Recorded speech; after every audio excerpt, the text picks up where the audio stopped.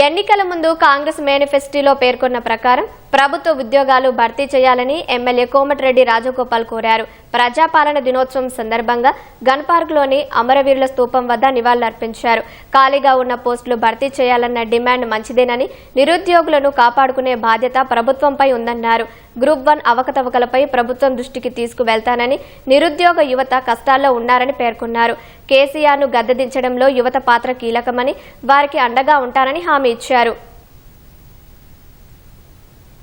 పాలన ప్రజల ప్రభుత్వం, ఇది పేదల ప్రభుత్వం, ఇది కాంగ్రెస్ పార్టీ, ఇది ఒక జాతీయ పార్టీ. మీ సమస్యలు వింటేందుకు నేనే మీ దగ్గరకు వస్తా. అవసరమైతే సిటీ సెంట్రల్ లైబ్రరీ చిక్కడపల్లికి వస్తా, అవసరమైతే అశోక్ నగర్ చౌరస్తాకు వస్తా. ఒక అవినీతి రహిత ప్రభుత్వాన్ని తీసేందుకు యువకులు పోషించిన పాత్ర మీరందరూ కళ్ళతో చూసింది, ప్రపంచం చూసింది. అంటే నిరుద్యోగ యువతను గాలికి వదిలేయద్దు. వాళ్ళు మన పిల్లలు, వాళ్ళకి ఏదైనా దారి చూపించాల్సిన బాధ్యత ఈ ప్రభుత్వం మీద ఉంది. ఒక రాజకీయ కోణంలో కాకుండా సామాజిక కోణంలో మానవతా దృక్పథంతో ఆలోచించినప్పుడే ఈ నిరుద్యోగ యువతకు న్యాయం జరుగుతుంది. అదేవిధంగా గ్రూప్ 1 అందులో జరిగిన అవకతవకల మీద ఎవరికైతే అన్యాయం జరిగిందో నిరుద్యోగ యువతకు గ్రూప్ 1 సర్వీస్ లో తప్పకుండా ప్రభుత్వం దృష్టికి తీసుకుపోతా అని చెప్పి కూడా మీకు మాటిస్తున్నాం.